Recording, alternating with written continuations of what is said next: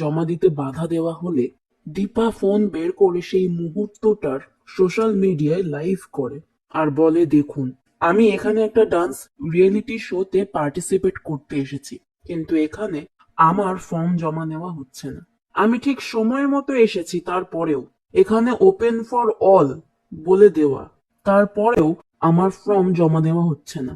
সে কর্তৃপক্ষকে জিজ্ঞাসা করে, বলুন কেন আমায় হেনস্থা করছেন। কর্তৃপক্ষ ভয় পেয়ে দীপার ফর্মটা জমা নিয়ে নেয় এবং বলে, কাল ঠিক 12টার সময় সিলেকশন রাউন্ড, আপনাকে ঠিক 12টার মধ্যেই পৌঁছাতে হবে, না 1 মিনিট আগে না 1 মিনিট পরে। পরের দিন সকালবেলা দীপা সোনারূপার স্কুলে স্পোর্টস ডে থাকায় তাদেরকে নিয়ে আসে এবং সোনারূপার সাথে নিজেও স্পোর্টসে পার্টিসিপেট করে।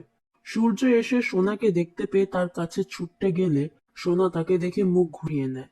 সূর্য বলে, মা, আমার কোলে আসবে না? সোনা বলে, বাবা, আমি তোমায় খুব ভালোবাসি, ওখানে যদি পচা আন্টি না থাকতো তাহলে আমি গিয়ে থাকতাম। সূর্য বলে, অনেক বড় ভুল হয়ে গেছে মা।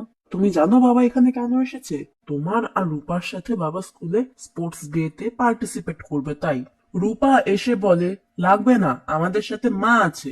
এরপর সূর্য আবার নিজের টেবিলে ফিরে আসে। দীপা জার্সি পরে সোনারূপাকে নিয়ে দাঁড়িয়ে থাকলে তাদেরকে পিছন থেকে দেখে সূর্য জয় আর উর্মিকে বলে, ওখানে সোনারূপা একা দাঁড়িয়ে আছে কেন?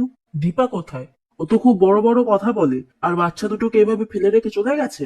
জয় আর উর্মি বলে, দাদাই, তুই ভালো করে দেখ, তুই বোধহয় সবকিছু পরিষ্কার দেখতে পাচ্ছিস না।